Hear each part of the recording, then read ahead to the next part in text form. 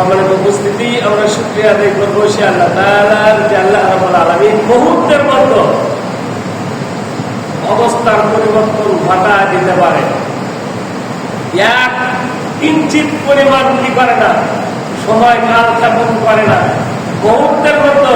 আপনারা শুনেছিলেন যে হাজী সাহেবের জন্য দুইবার প্রায় কি হয়েছিল, অবতরণ হয়েছিল, আসমান থেকে জমিনে নেমে এসেছিল, তা মৃত্যু হয়েছে কাবা শরীফের আঙ্গিনায়। সুবহানাল্লাহ।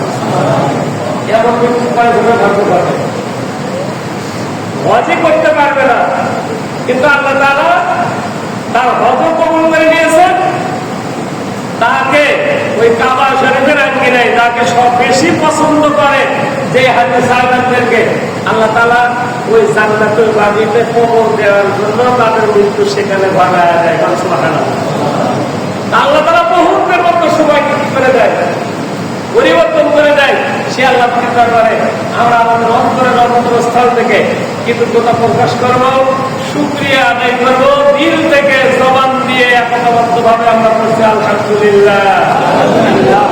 রব্বানা লাকাল হামদ হামদান কাসীরান তাইয়িবান মুবারাকান ফীহি লাকাল হামদু বিল ঈমান লাকাল হামদু বিল কোরআন লাকাল হামদু বিল ইসলাম।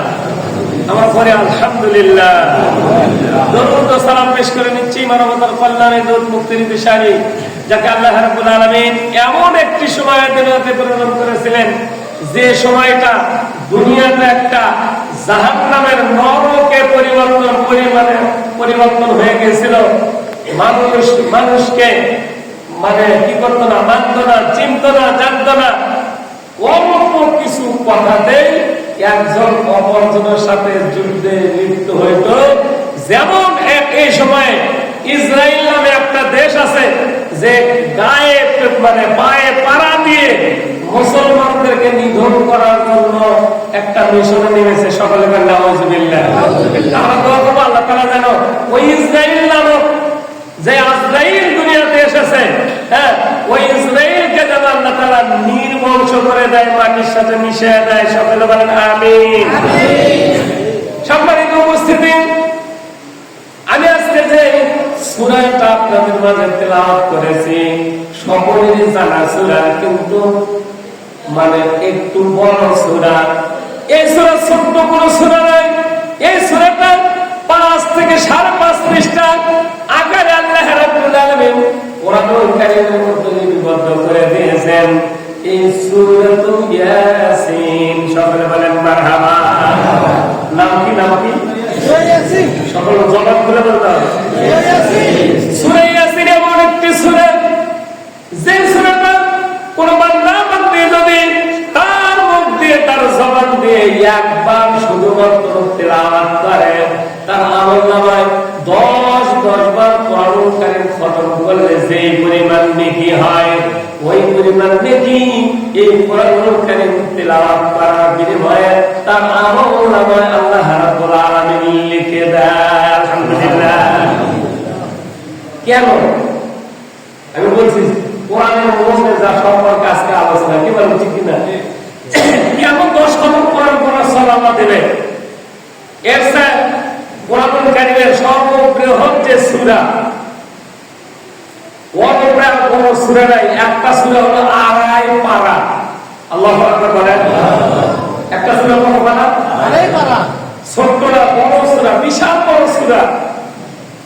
তার নাম হলো সূরাতুল বাকারা। বলেন সূরাতুল বাকারা। এখন মোহাম্মদ বলেন কোরআনের আয়াত একটা অক্ষর করলেই সর্বনিম্ন 25 নেকি। কয় নেকি? আমরা 10-এ পড়ে আছি। অবশ্যই যদি তেলাওয়াত করেছেন 25 নেকি যদি হয়, বাকারা কোরআনের মধ্যে 4টা অক্ষর আছে। কয়টা? তাহলে 4 25 100 নেকি আপনারা আল্লাহ দেবে। সুবহানাল্লাহ। এই বাকারা সূরা তেলাওয়াত করলেও 10 খতম কোরআনুল কারীম পড়ার সওয়াব পাওয়া যায় না। কারণটা কি? ছোট্ট একটি সূরা, সূরাতুল ইয়াসিন তেলাওয়াত করলে কেন 10 খতম কোরআনুল কারীমের সওয়াব পাওয়া যায়? আল্লাহ রাব্বুল আলামিন বলতেছেন ইয়াসিন। আল্লাহু আকবার।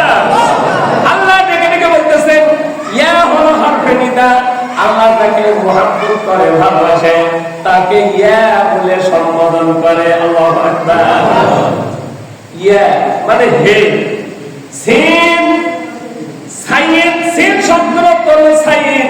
কাকে সাইয়েদ বললেন, কাকে নেতা বললেন, কেন বললেন? আল্লাহ রাব্বুল আলামিন পরে বলেছেন ওয়াল কুরআনিল হাকীম, আমি বিজ্ঞানময় কোরআনুল কারীম দান করেছি।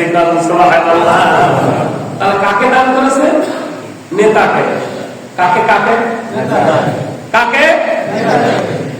তার উপরে অবতীর্ণ করেছেন এই কোরআনুল কারীমের সূরা।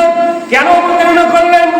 ইন্নাকা লামিনাল মুরসালিন, আপনি যে একজন লিডার, আপনি যে একজন সাইয়্যিদ, আপনি যে একজন মুরসালিন, আপনি যে একজন নবী, এর অর্থ দলিল দেওয়ার জন্য, প্রমাণ দেওয়ার জন্য আমি আল্লাহ রাব্বুল আলামিন এই কোরআনুল কারীমের একটা সূরা, সূরাতুল ইয়াসিন দান করে দিলাম। সুবহানাল্লাহ।